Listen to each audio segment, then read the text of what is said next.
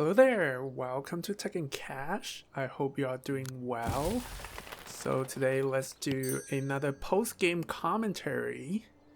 So this was a game that was played quite recently. It was another tournament game. So just first look at the starting hand here. Shouldn't be too difficult of a pick here. As I've always mentioned, always look for a cheap bird to play that give you good brown power. So in this case, the foster turn, good for the wetland, you see more cards. And then the crow, you can exchange egg for food. So that's a great food generator that you can play in the grassland. Nothing too interesting in the tray. I was probably thinking eyeing on the red-tailed hawk in the tray. That can potentially play as a second bird in the grassland, so that I generate 3 eggs while I'm making points and converting some of those eggs to food with my crow. And that's also one of my personal, I guess, tips, where if I'm unsure about bonus card, I tend to go with breeding manager. It's typically a not a great bonus card. You only get 1 point for each bird that have 4 eggs on it. But if you have 2 equally not amazing bonus card, I often found that, you know, just that 1 or 2 points that you can potentially get with breeding manager was worth it. Basically, I was burned a lot of time for not picking the breeding manager. So now on, if I was having a hard time deciding to, I would prefer to go with the breeding manager here. So yeah, I would say this was a pretty good starting hand. Good wetland starters, and then I had a pretty good plan of generating food using the crow in the grassland. Yeah, so it's all gonna come down to what I would draw subsequently. And this is great too. So my opponent just played the ruby-throated hummingbird, so that give out food as well. Certainly that can supplement my crow. So between crow and the food that I'm gonna get from the hummingbird, that should be good enough food to sustain me for a little bit.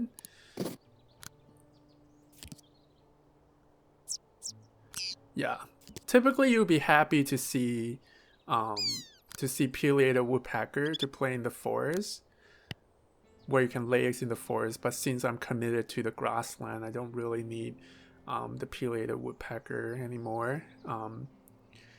Also, I'm pretty sure I thought about the red-tailed hawk, but I didn't pick it up because, you know, most likely because of the risk of revealing better bird for your opponent. So that's something that I always thought about as well when I was deciding whether to pick up a bird from the tray, because you always risk revealing birds for your opponent. And in this case, it kind of worked out. I got the Wingspan hawk. Again, not like the greatest bird in terms of like generating points, but it is 5 points for 2 food. And then if I play at the second bird in the forest, or in the grassland, I get to lay 3 eggs, and then only spend 1 to convert to food with crow, so I still get 2 points, and then potentially hunt with the hawk. So I quite like it. So my opponent played the common loon there, so I believe the common loon, the person with the least wetland bird, get to draw a card. So so the tough decision for my opponent is whether to activate that so that we both get cards or not. Look like they skipped that. Oh, was common loon the hunting bird? Actually, I don't quite remember. So there you go. I just made 4 points from the eggs and the Wingspan hawk, and I convert 1 egg to food, so I gain 3 points in the food. So that's typically a pretty good deal. And again, I'm getting consistent food from my opponent here. So things are looking pretty good for this starting here. And seems like I'm I'm very likely to win the first end of round go as well with 2 birds. Yeah, definitely put a lot of pressure on my opponent here with that grassland hummingbird. I mean, you really couldn't go wrong by playing hummingbird in the grassland. But the tricky part is I also have the crow, so activating a hummingbird enable me to gain 2 food or more food. So that's a pretty tough choice there. And it seems like my opponent was running off egg space as well, so that was going to be a pretty challenging board to manage here. Alright. I think it's very tempting to pick up the red-tailed hawk here. Again, just because it's a point generating bird, and then it built up my grassland, and looks like I'll have an easy time to gain food for it. But of course I drew the barn swallow, which is amazing as well, like one of the best power that you can gain in early game, the tuck and draw power, because basically the tuck cards is guaranteed point, and at the same time you can cycle cards using the barn swallow. And then it also, you know, allows you to pick up cards from the tray without activating a wetland. So yeah, the tuck and draw power is such essential in early game, or even throughout the game. It's a great power to have. And my opponent played the magpie here, so they will gain food if I hunted successfully. So that's another thing. Like I skip hunting there because that 1 point probably was not worth giving my opponent a food, especially, you know, they only have food source for hummingbirds.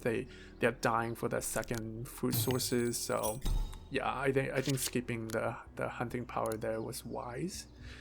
In the tray we have the American Robin, again very similar to barn swallow. You get a tuck and draw power, so I won't be surprised that my opponent picked that up. So yeah.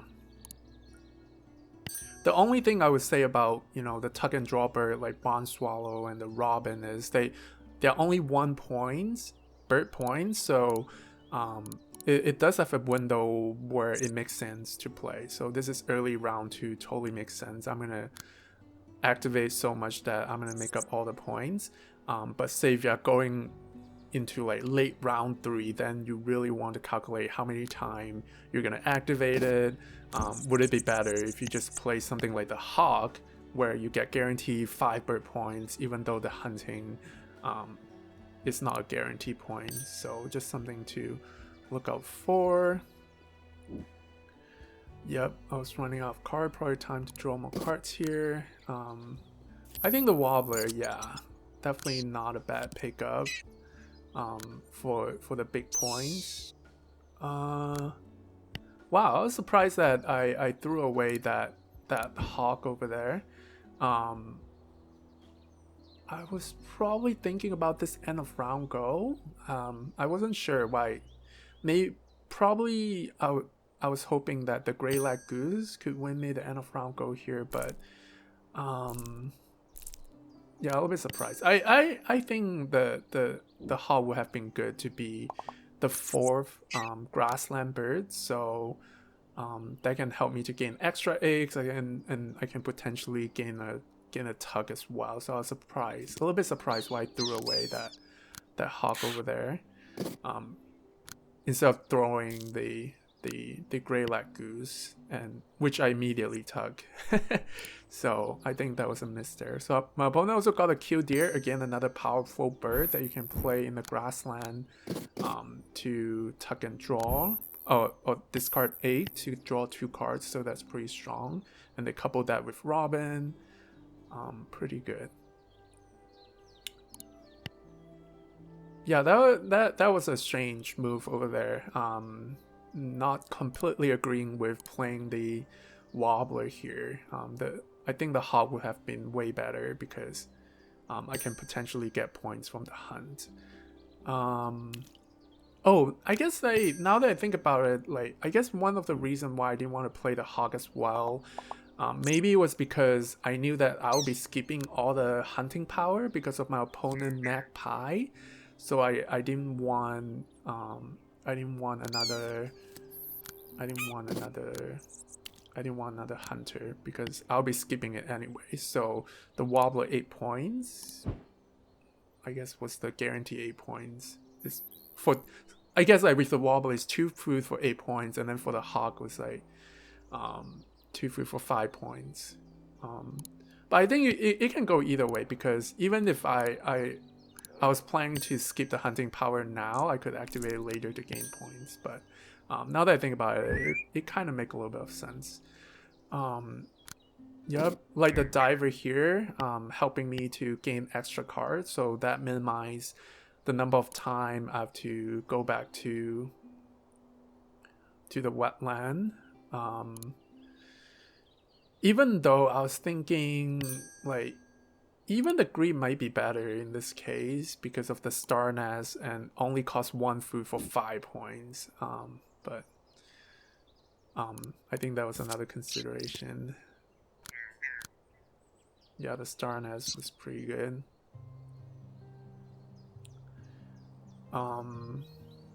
Yeah, the strike probably the best out of there because 3 food, and potentially I could generate some points, so the strike allows you to cash a grub from your opponent while opponent pick another food.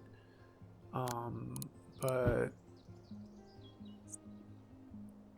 yeah, basically had all the bird that I really want to play here.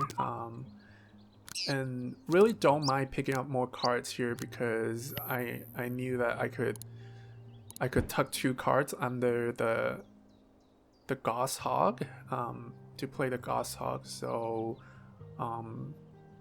again, a lot of time just going to round 3 and round 4.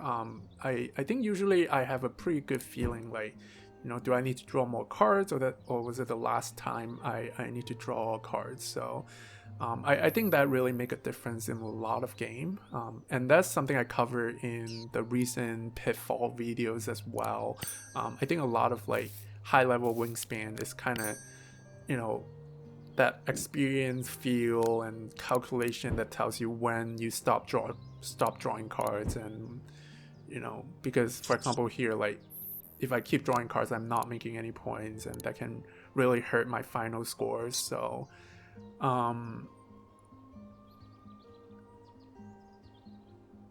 and yeah, this is interesting. The strike,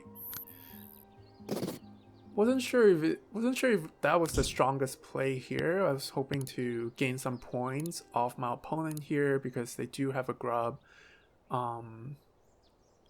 But it was three food for 5 points, so I think that was a risky, a little bit risky bet here if I could make any points from the strike. And also looking at my opponent board, they did end up having a pretty strong setup in their grassland. So they had the robin that's tuck and draw, and then they have the blackbird that allows them to tuck cards and lay eggs, and then they have the Q there, the supply cards. So they also have like a 6-7 points engine there with food generation. So they pretty much caught up with their grassland engine here. So, but I guess a good thing going for my board was, again, strong grassland, and I pretty much had all the birds that I want to play. The Goshawk is a good point bomb. That was an interesting move there. Basically, my opponent played the Gnat Catcher for 1 point and spend the grub. So that was, you know, I think part of the consideration was to prevent me from cashing with the strike. But yeah, I wasn't sure if that was the strongest move, especially, you know, again, I covered this before, playing a low point birds late in round 3. You really want to think twice about it. Maybe satisfy their bonus card, so that could work out. They were running off X space, so that's another consideration as well. But yeah, it's always not ideal if you have to play a 1 point birds. late into round 3. And I think they were smart that, yeah, they did not pick up any grub at all. So yeah, so far my strike hasn't been the best investment of 3 food, I would say. I guess another thing I want to point out that's tricky about crow as well was that you're exchanging 1 egg for 1 food. So basically when you think about the bird points that you're gonna play, when you play them, you have to think about the eggs that you have spent to exchange those food as well. But in most cases it work out because, for example, in this case, I only have 14 egg spots. If I don't spend those eggs, I would run out of egg space anyway. So exchanging some of those eggs for food and then exchanging those food for points with the crow was quite worth it. And it was quite nice that I drew the goldfinch. So the goldfinch allows you to tug cards when your opponent tugs. So that is a good counter to my opponent grassland there. Even though it was quite late, but I think it would be still worth to play it because it has 4 egg spots. So I could gain 1 extra point with the breeding manager, and I'm pretty sure I'm gonna get a few tug from our opponent tugging. So, and I already had the food, so the goldfinch should be a good play here. So yeah, a lot of option for my late game here. The goldfinch, the goshawk is another 6-point bomb, and then I have bonus card, the spotted owl, or I have the wobbler. Again, seeing this, I know my opponent was probably struggling there with playing a second low point birds there, the flicker. I don't think they gain a lot of grub either, so they're mainly playing that to extend their egg spots there, and decide to gain food again or activate my grassland again because capitalizing the fact that my opponent had that 1 grub and I have the egg space, so might as well gain that 1 point with my strike there. So 2 cash with the strike so far, so that was pretty good. And then also looking at this, the 3rd end of round goal was food in supply, so I have no problem just accumulating this food and wait until round 5 to play all the birds that I wanted to play. So I think that works out quite well for me. And my opponent gained food here. Probably they already calculated that will help to tie the end of round goal. Yeah, and they probably needed the food to play more birds anyway, so that could work out. So yeah, I think round 5 should be pretty straightforward for my end game here. Probably at least play 3 birds here at least. The goldfinch, spotted owl maybe, goshawk.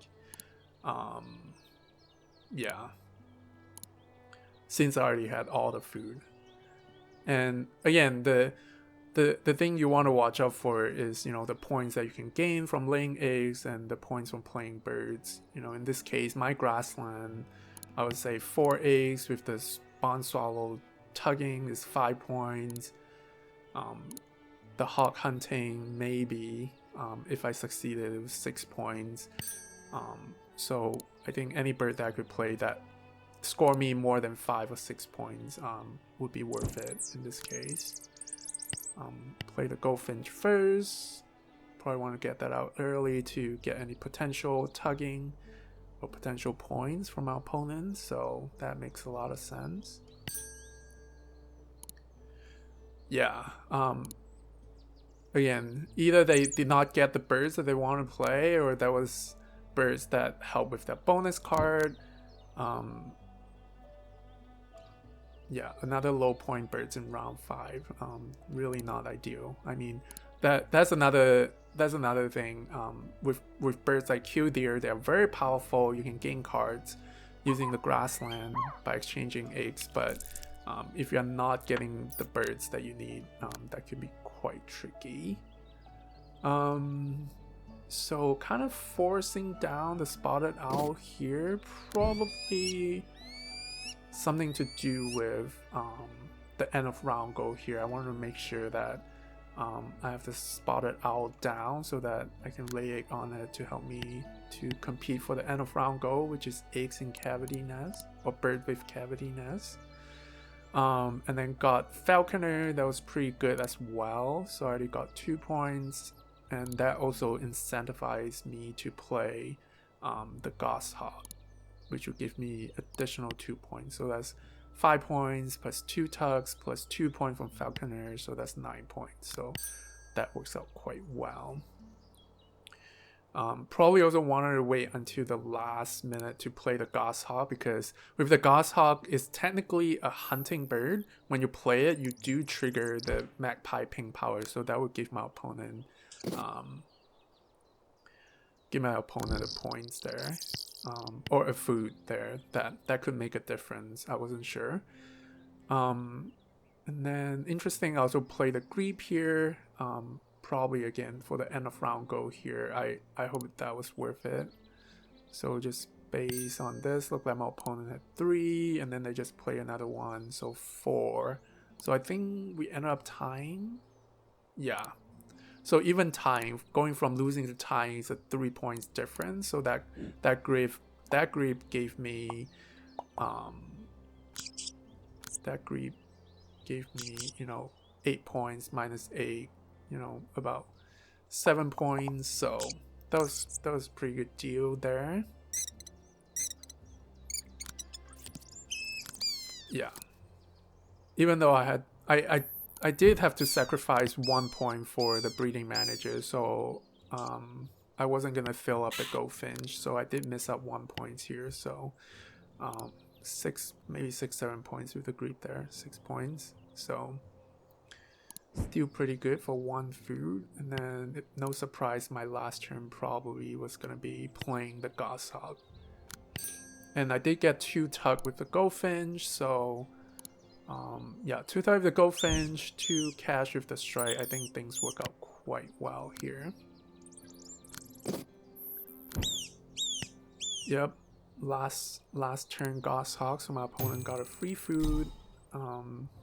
Yeah, we did tie the end of round goal, so that was pretty good. Alright, I guess I felt pretty confident with this game. It was a pretty good starting hand, and then all the birds did work quite well together, and my opponent seems like they struggle with finding good birds to play. So they ended up playing a bunch of really low point birds, so that was quite unfortunate. So yeah, that was the game. Really started with the crow and turn. When you have good starting hand, it really accelerate the game, and it kind of snowballed from there. And the bond swallow was really nice, fine as well, has 7 tugs. So yeah, that was the game. I hope you enjoyed watching it. Thanks for watching, and I'll see you in the next one.